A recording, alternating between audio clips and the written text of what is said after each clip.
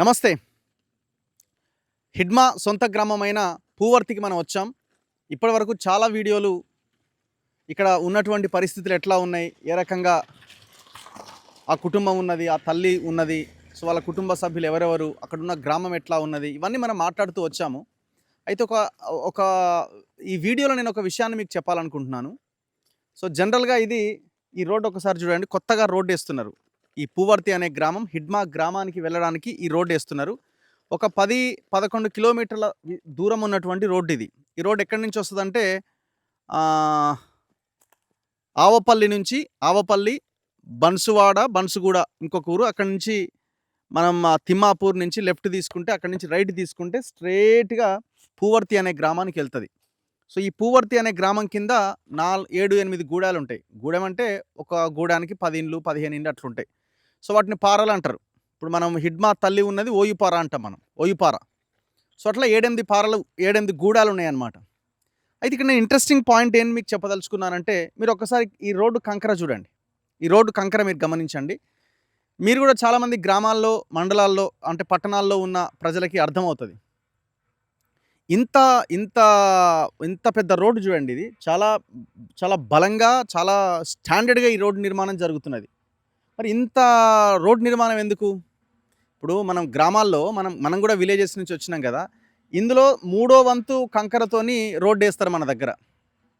And ఇంత వెడల్పు ఉన్నటువంటి రోడ్డు కూడా మన దగ్గర ఉండదు. ఆల్మోస్ట్ 30 ఫీట్ అబోవ్ రోడ్డు మనకి ఇక్కడ కనబడుతున్నది. అక్కడ ఏమైనా పెద్ద పెద్ద గ్రామాలు ఉన్నాయా, లేకపోతే అక్కడ పెద్ద పెద్ద అంటే పెద్ద ఎత్తున జనం ఏమైనా నివసిస్తున్నారా అంటే, వాళ్ళకి ఏమైనా పెద్ద ఎత్తున కార్లు, బండ్లు, లేకపోతే ట్రాక్టర్లు ఉన్నాయంటే అది కూడా లేదు.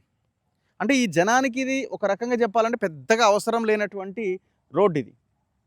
సో ఇక్కడ ఈ రోడ్డు నిర్మాణం కనుక మనం చూస్తే మనకు అర్థమవుతుంది ఏంటంటే, చాలామంది ఏమంటున్నారంటే, ఈ అడవిలంతా మైనింగ్ చేయాలి కదా భవిష్యత్తులో, ఈ అడవంతా మైనింగ్ చేయాలి కదా, ఈ మైనింగ్ చేసే క్రమంలో మరి అదంతా తీసుకుపోవాలి కదా ఈ రోడ్డు వెంటనే. పెద్ద పెద్ద టిప్పర్లు అవి పోతుంటాయి కదా. మరి ఆ మైనింగ్ చేసేటప్పుడు టిప్పర్లు పోతున్నప్పుడు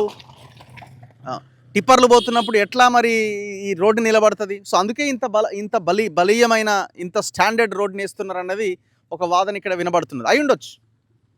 సో పెద్ద ఎత్తున బెటాలియన్స్ పోతున్నాయి, ఎక్కడికక్కడ కూంబింగ్లు ఇవన్నీ జరుగుతూనే ఉన్నాయి ఆపరేషన్ కగార్లో భాగంగా. సో వాళ్ళంతా 2 వీలర్స్లో వెళ్తున్న దృశ్యాలు మనకి కనబడుతున్నాయి చూడండి. సో వాళ్ళందరి చేతులలో పెద్ద పెద్ద గన్స్, ఆల్మోస్ట్ అన్నీ కూడా AK-47 అంతకు మించిన గన్స్ వాళ్ళ దగ్గర ఉన్నాయి. సో చూడండి, ఒక బెటాలియన్ అంతా వెళ్ళిపోతున్నది. సో వాళ్ళందరి వెహికల్స్ కూడా స్టాండర్డ్ వెహికల్స్ ఉన్నాయి. అపాచీ, అన్నీ కూడా అపాచీ వెహికల్సే. బండిని ఒకసారి కవర్ చేయి, అన్ని టీవీఎస్ అపాచీ వెహికల్స్. సో మొత్తం లైన్ పట్టినారు. సో ఎక్కడో ఒక ఇన్ఫర్మేషన్ ఉండాలి, లేకపోతే వీళ్ళు జనరల్గా చేసే కూంబింగ్లో భాగంగా వీళ్ళు వెళ్తూ ఉంటారు. మనం ఉదయం నుంచి చూస్తున్నాం ఈ ప్రాంతంలో ఎక్కడికక్కడ వీళ్ళు కూంబింగ్ని చేపడుతున్న పరిస్థితి. అన్ని బండ్లు కూడా అపాచీ బండ్లే ఉన్నాయి. వాళ్ళ భుజాలకి అన్ని AK-47 అంతకు మించిన ఇవి కనిపిస్తూ ఉన్నాయి, గన్స్ కనిపిస్తూ ఉన్నాయి.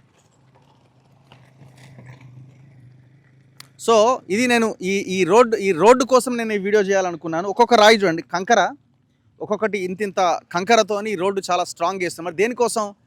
మైనింగ్ చేసిన తర్వాత ఆ వెహికల్స్ పోవడానికి ఇది ఏర్పాటు చేస్తున్నారా? సో ఈ చర్చ కూడా ఉన్నది ఇక్కడ. అయి ఉండొచ్చు. లేకపోతే ఇంత పెద్ద రోడ్డు ఆ గ్రామానికి, పెద్దగా నివాసం సముదాయాలు లేనటువంటి, ఇండ్లు లేనటువంటి, వెహికల్స్ లేనటువంటి, ఎలాంటి ట్రాక్టర్లు కానీ ఇంకోటి లేనటువంటి గ్రామాలకి ఇంత పెద్ద రోడ్డు దేనికి? మనం ఆలోచించాలి. హైదరాబాద్కి దగ్గరగా ఉన్న ప్రాంతాలకు కూడా ఇట్లాంటి రోడ్స్ లేవు. సో చూడాలి. ఏదేమైనా మొత్తం ఇక్కడున్న మావోయిస్టులని, ఆదివాసీలని, అందరినీ మావోయిస్టులని ఖతం చేసి ఆదివాసీలని ఇక్కడి నుంచి పంపించేసి ఏమైనా పెద్ద పెద్ద కార్పొరేట్లకు ఇది కట్టబెట్టే ప్రయత్నమా? అందులో భాగంగానే మార్చి 31 డెడ్లైన్ పెట్టిరా అన్నది జరుగుతున్నటువంటి చర్చ. ప్రభుత్వమే అల్టిమేట్గా సమాధానం చెప్పాలి. ప్రజలకైతే అర్థమవుతున్నది. కెమెరామెన్ పాషాతో రఘు, మన తొలి వెలుగు.